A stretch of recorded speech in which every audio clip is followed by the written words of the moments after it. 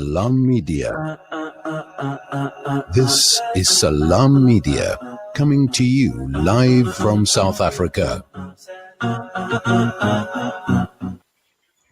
The time is just gone 9:36 a.m. We continue with the show this morning, and it's time now to take a look at the Ugandan elections 2021, unpacking the Ugandan elections, which is taking place today, which is the 14th of January 2021.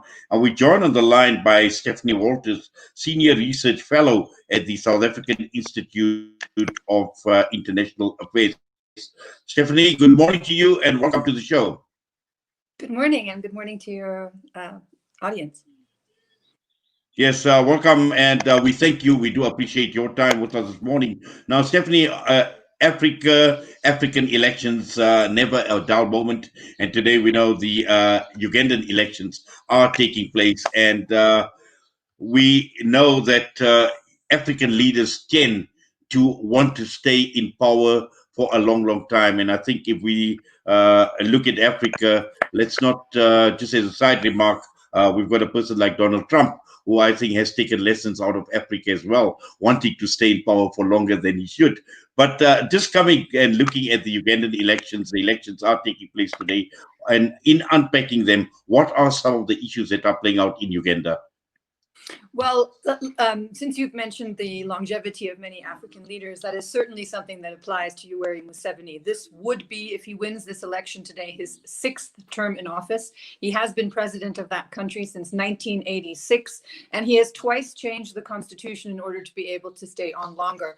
Once to change term limits, and then in 2017 to remove an age limit, which would have prevented him from running in these elections. So certainly Museveni is somebody who believes that he still needs to be leading that country even all these years later. His primary opponent is somebody who is dramatically younger than he is, and that is important in Uganda because it is one of the countries with the largest youth population on the continent. About 70% of people in Uganda are under the age of 30.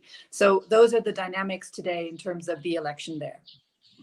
Well, we're certainly looking at a generation gap, and apparently his opponent is a pop star from what we're led to believe. Yes, that's right. Bobby Wine is a well-known singer in Uganda and somebody who has a large following, but also somebody who has been involved in politics for the last few years and who's been very engaged. He's been a member of parliament in Uganda and has his own political following, certainly that goes beyond his singing career. Yes. Now, I think what is important for us to understand, Stephanie, is, you're speaking about the age gap.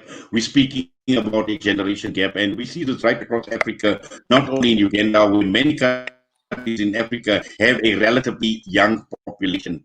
And to have someone who has been the president for the last, 30 or 40 years, also at the age of 76, and to lead a country in this day and age where we have so many young people in countries or on the continent, how does one actually reconcile or correlate between a younger population and a leader who's getting on in life?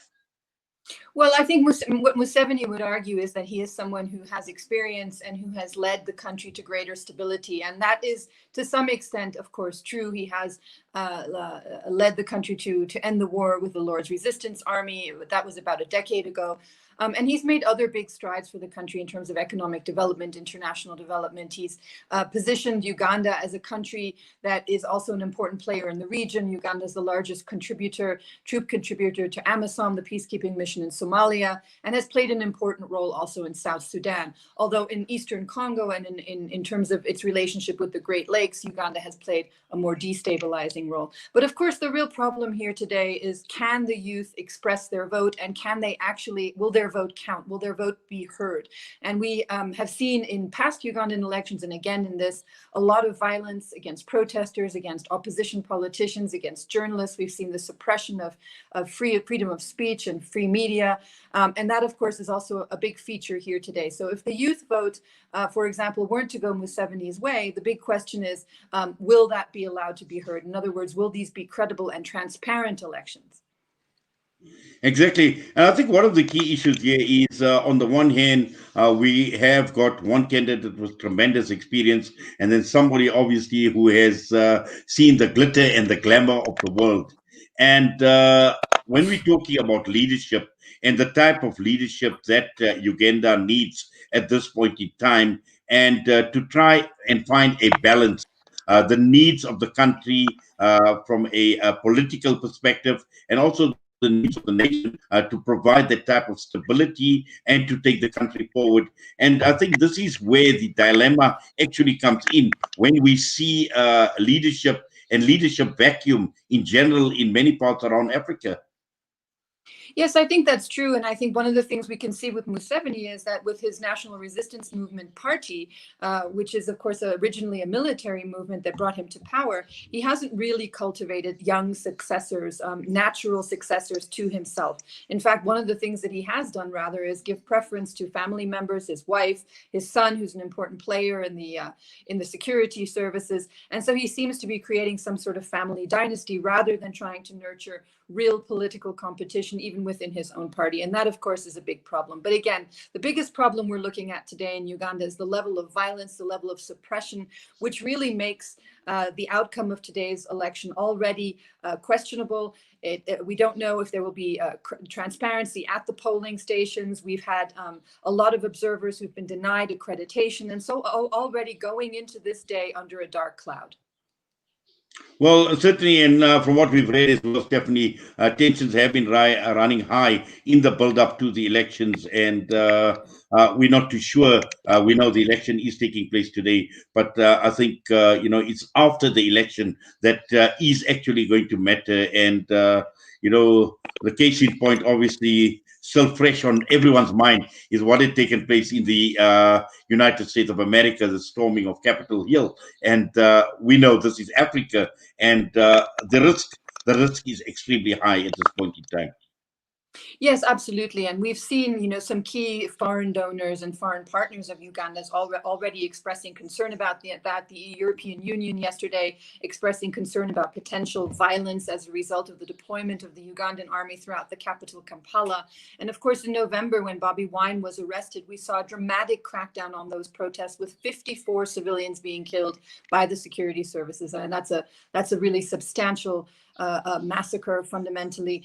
We've also seen the United States say that it is not going to be fielding any observers because out of the 20 odd that they had requested accreditation for, only a very small handful was accredited, making it impossible to really functionally observe those elections. So a lot of international players also already expressing concern both about transparency and potential violence perpetrated on civilians by the security services.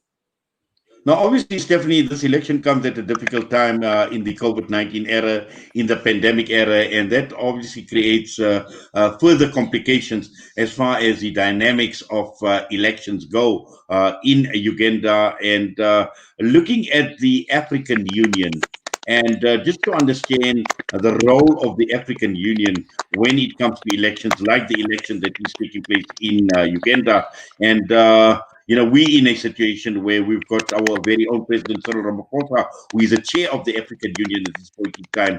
Does the African Union have a role to play? The African Union should absolutely play a fundamental and a leading role.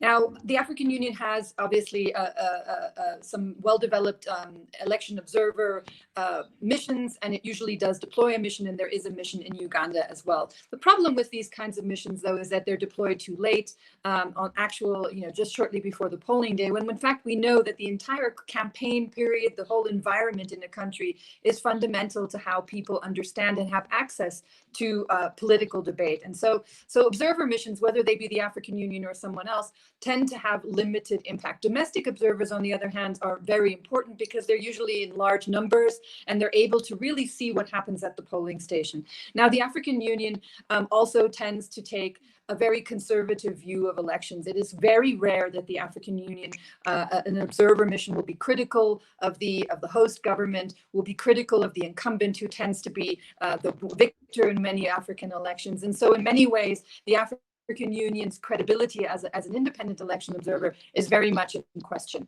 And it's usually for that reason that there's a whole ecosystem of observers who tend to move into that space as well. As I mentioned, NGOs, local election observers are really fundamentally key.